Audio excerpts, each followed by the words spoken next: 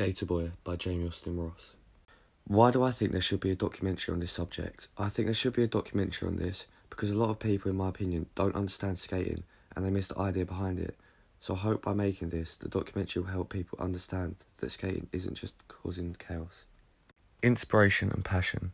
When I was thinking of an idea for my documentary, there was an abundance of ideas running through my head, from skating to cars and UK gangs. All of these ideas were great, but I found little flaws in each of them. For example, how would I arrange an interview with a gang member? And the chances are, no gang member would want to be on camera talking about the things they do.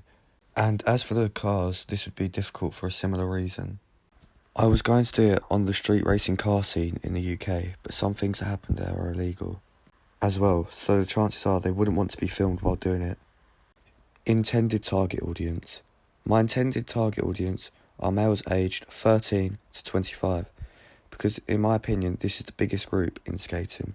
My documentary will be mainly aimed at classes E to D, because most skaters are young and don't have extremely reliable income, and the majority of them still live at home with their parents, so they're included in the lower class. But there's also skaters with extremely good income. There's always going to be a couple of people that aren't included in the intended target audience that are still interested in my content. Market research and conclusion. I made a survey on sk8er.com and I had a couple of people complete it for me. The results I received varied. Some people liked my idea and some people said it wasn't for them. This is fine, however, because you can't make everyone happy in this industry. Unique competitive advantage.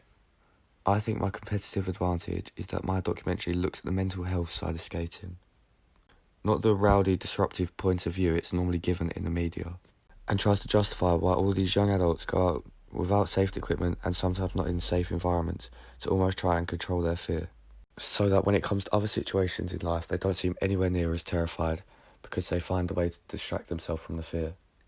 So the story is going to be based around Shane, and he will tell us his story about skating and how it's changed his life for the better. Although there may be other characters featured in the story, the chances are they're not going to be in the documentary for any longer than a minute. Style, mood and proof of concept. I'm hoping to have very sharp and crisp footage in my documentary to add a clearer look, but I still want to include the classic skating style, the slightly unfocused at points, and I'm going to use the depth of field to my advantage. Proof of concept.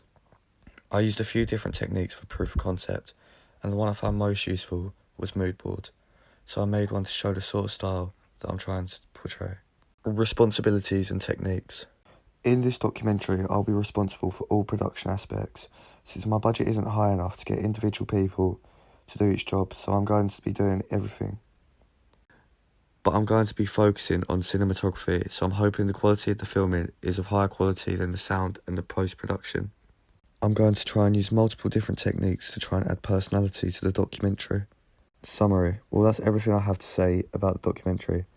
I hope you enjoyed, and any feedback that you have, I'd love to hear. Thank you for listening.